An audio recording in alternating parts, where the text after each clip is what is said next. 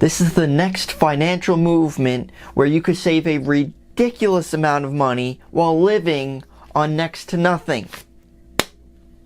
Can you do it? Hey guys, how's it going? I'm Nick, and this is Real Life Money, where we talk about real life and money. Please don't forget to subscribe. So in this video, we're going over minimalism. So I think this concept has been growing in popularity in the recent years. A lot of people are being more frugal, saving more money and everything.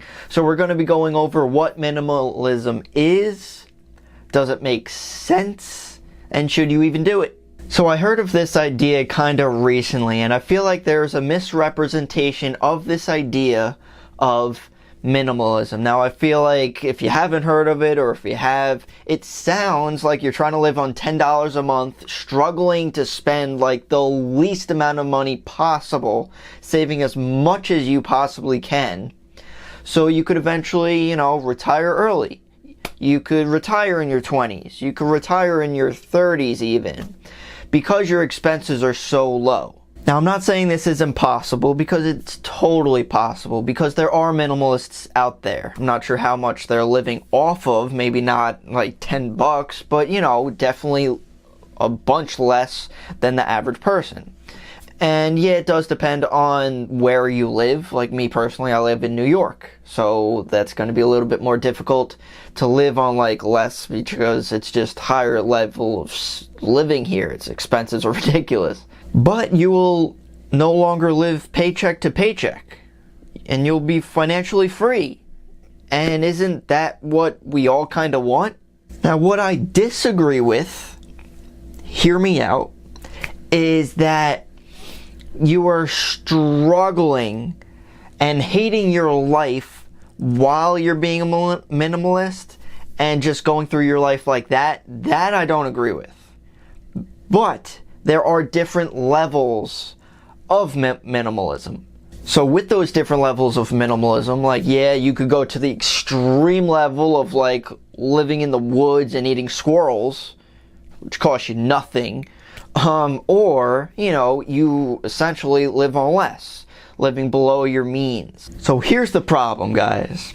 We live in a materialistic society. At least America. Hands down. Other parts of the world, probably not. They actually love to live rather than other things. But, what we as Americans try to do is buying things make us happy. So-called make us happy.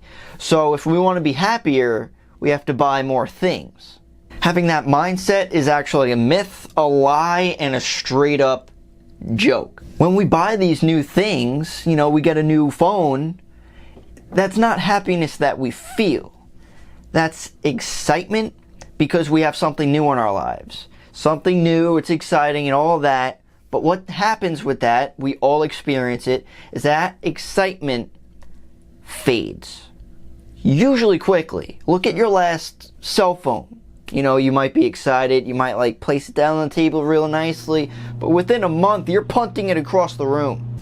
Ergo, I do believe that living within our means is a necessity. If you're not living within your means, then there's simply nothing left over to do anything with. You just spend it all. You have nothing left. And that's dumb. We do not need as much as we think we need. Now, if you really think of like the main necessities that you use daily, what do you actually use? You might need, well, you do need, depending on where you live, I guess, but you need clothes. Maybe several pairs of shirts, pants, maybe like one, maybe two pairs of shoes, a toothbrush, maybe, probably your phone if you're in America. You can't live without that. But there's not much else, I think. Oh, I forgot food, so cereal. You could add cereal in there. Now, going back to what we said before, yes, there are different levels of materialism. There's the extreme kind, but there are also different things that you could do. And I do think, as a society, that we should become minimalists to an extent. Currently, we're buying bigger homes, and at the same time, we're using the same space.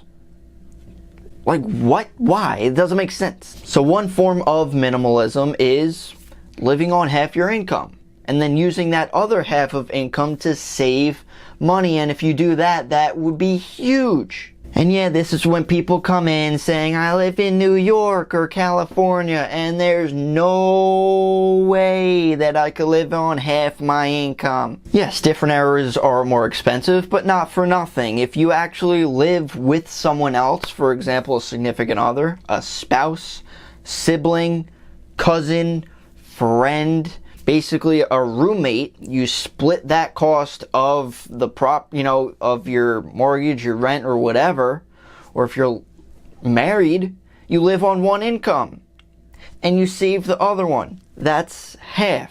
I mean, assuming you're making the same, but that kind of idea. So it doesn't matter how I explain myself, people are still gonna say it's impossible to do. People continuously say it's impossible to live on 6 figures a year, yet some people are living on 30,000 a year. It's incredible how different people, different families live on different amounts. If you guys are interested, my last video actually kind of had a form of minimalism in a way. While I was going to school, I was working and going to school. And that's essentially it. I didn't live on much else, didn't go places and everything like that. So I actually saved a bunch of money. The video went into like I ended up saving tens of thousands of dollars over years with no debt. Kind of similar concept of this minimalism mindset. If you guys are interested in that video, I'll leave a link in the description. But I would say try it. I heard this, I forgot originally, it was either on a TED Talk, if you guys ever heard of TED Talks, they're great, just search it on YouTube, or the Dave Ramsey show. You either love or hate Dave Ramsey. I like him. But there was a documentary on minimalists, or minimalism. And what a guy did is he packed up a bunch of boxes, like he was moving. And over time, he would only take out, whatever he needed for the day. And over the course of like a month, he looked at all the boxes and most of them were still closed because he didn't use any of them. So if you think of that, or even go to that level and actually do that, put all your stuff in boxes and see what you end up using. There's a difference between a need and a want. We're going to use the things that we need. We need the toothbrush. We don't necessarily need some other things. And that's why I would say that we should at least try to be a form of a minimalist. Because humans don't need all these things. These companies are trying to sell us these things. And that's all they are. They're things. They are wants. And that's why we have credit card debt. That's why we have no money in our wallets and nothing else to do anything with, and we complain about it. Because we are consumers. These businesses are low-key controlling our minds to think that we have to buy all these different products and services, when in reality, we don't need it. It's exactly what they want. So, coming to a conclusion, guys, what do you think of minimalism?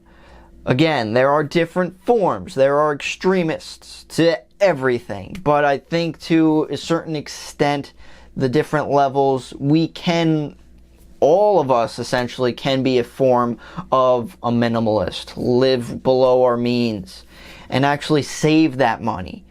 And if you live like that, you could definitely retire early. You could retire, essentially, it depends how much you save, in your 20s, 30s, 40s, far before the normal age for retirement, which is 60s. So if you have any questions, comments, concerns, please leave them down below. Again, I would love to hear what you guys have to say. Thank you so much for watching, guys, and I'll see you in the next one. Only live on $1.